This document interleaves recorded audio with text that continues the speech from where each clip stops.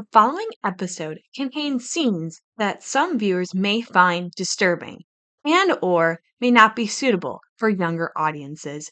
Viewer discretion is advised.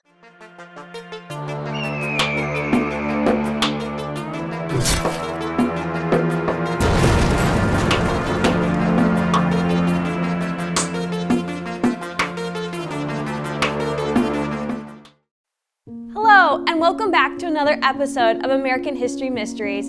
I'm your host, Heidi Wagner, and I cannot wait to dive into today's mystery with you all. In this episode, we'll be learning about the Lizzie Borden case. On August 4th, 1892, at 982 2nd Street in Fall River, Massachusetts, at about 7 a.m., Andrew Borden, Abby Borden, and Uncle John Morse have breakfast. Then, at about 8:45, Morse leaves the house to run some errands. At 9, a gentleman employee of Andrew's showed up at the house to collect money that was owed to him. Shortly after, Andrew leaves the house and Abby begins her house cleaning chores. Lizzie then wakes up and has a light breakfast. At 9:30, Abby goes upstairs to clean, and Bridget Maggie Sullivan, the Borden's maid, was outside cleaning the windows. At 11, Maggie greets Andrew at the door, and then he enters the house. Lizzie then tells her father that Abby had received a message and left the house. Lizzie then goes to the barn for irons for an upcoming fishing trip. Andrew lies down on the couch in the sitting room, and Maggie goes to rest in her attic room. Shortly after, Lizzie enters the house and screams for Maggie and says, "Maggie, come down, come quick, Father's dead. Somebody came in and killed him." Lizzie then told Maggie to go get the doctor across the street, but he was not there. Maggie then informs the police and gets neighbor Adeline Churchill to help calm Lizzie. During the police search, Adeline found Abby face down and dead between the bed and the dresser in the guest room. There was no sign of an intruder, and everything looked in order in the house. There was a hatchet found in the basement, but it was clean of blood. Doctors also performed a post-mortem autopsy on the bodies on the dining room table.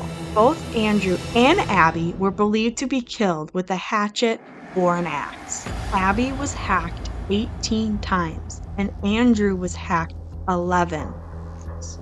During this time, Lizzie was interrogated by the police. Her answers to her questions seemed odd, so the police turned their attention to Lizzie as the number one suspect. On June 5, 1893, the trial began at the New Brentford Courthouse. After an hour and a half deliberation, the jury found Lizzie not guilty because of the lack of physical evidence the prosecution had in this case. You heard about the history, now let's get into the mystery. These murders were never solved, and this case is still one of the most famous unsolved murder cases out there. There are several murder suspect theories out there, so let's dive into them. Many still believe Lizzie murdered her parents, even though she was acquitted, and here's why.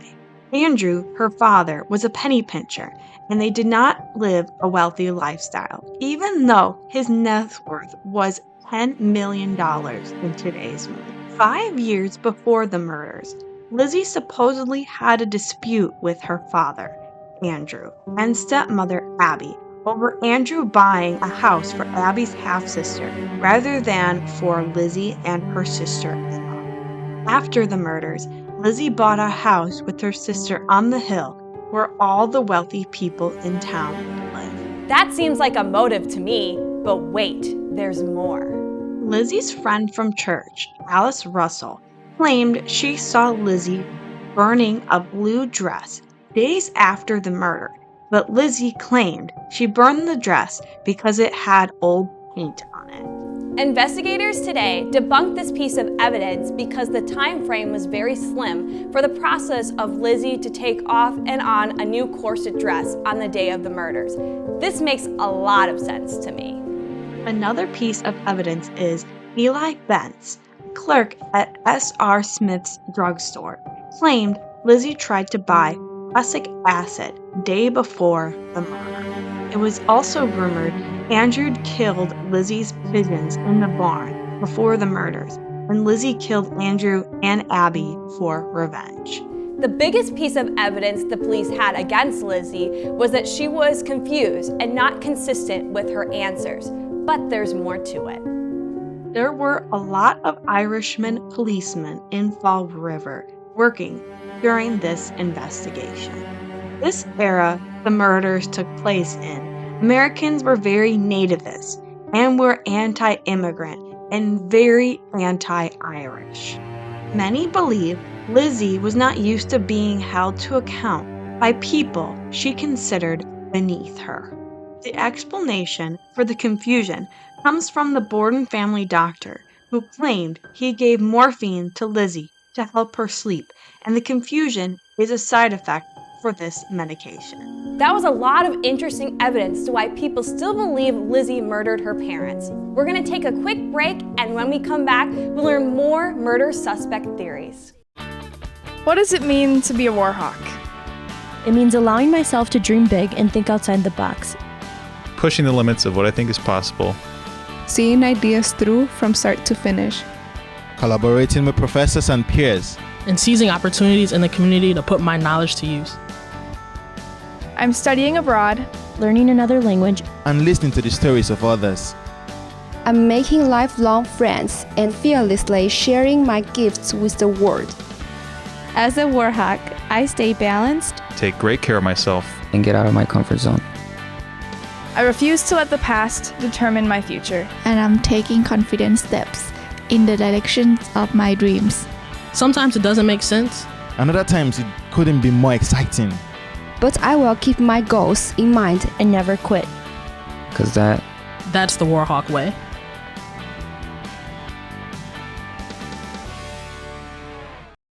Video One Media Services provides accomplished students the opportunity to enhance their college experience by working with real-world clients.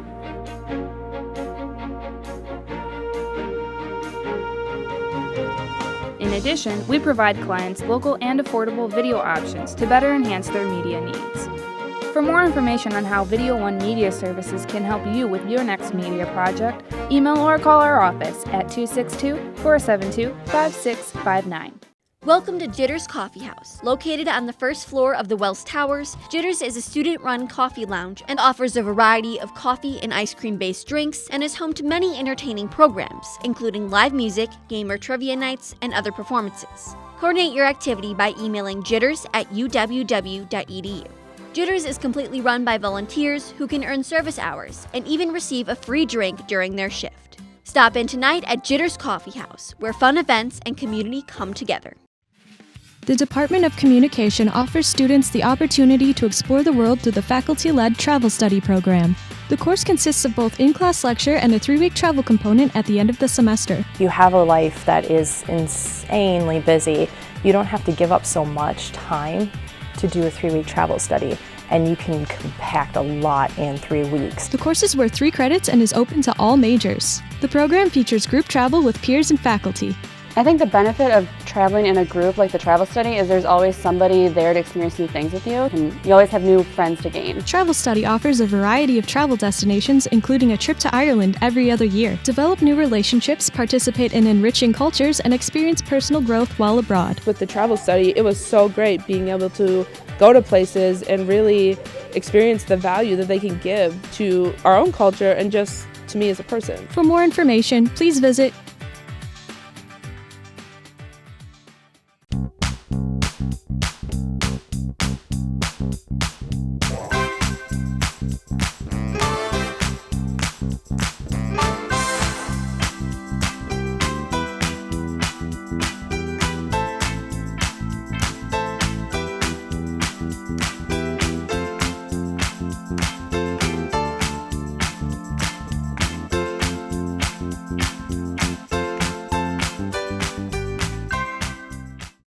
Welcome back! Many theorists believe Uncle John Morse was the murderer. Let's dive into this suspect. John Morse is the brother of Lizzie and Emma's mother. who showed up the night before the murders unannounced and stayed in the guest's bedroom. Richard Little wrote a book titled Cold Case to Case Closed about Morse being the killer.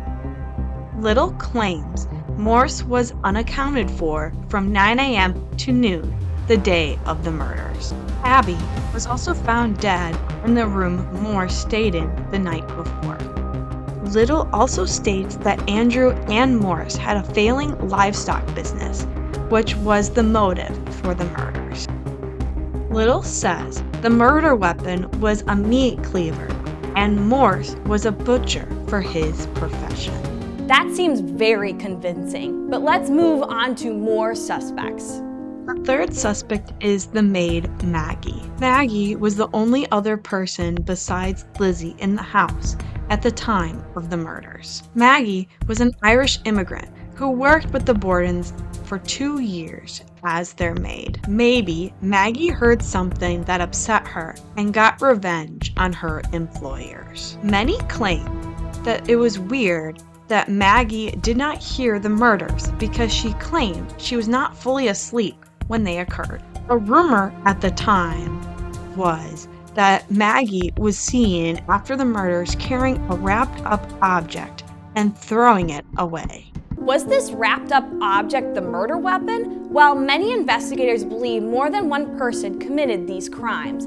Let's learn about this theory. Some believe Maggie and Lizzie committed the murders together. The theory goes Maggie and Lizzie were romantically involved, and Abby and Andrew found out, and then they killed them. Today, investigators are still investigating to find the truth to figure out who killed the Bordens by using ghost hunting equipment to talk to their ghosts. You can even stay at the Borden home, which is now a bread and breakfast, to investigate yourself. Thank you so much for watching. See you next time on American History Mysteries.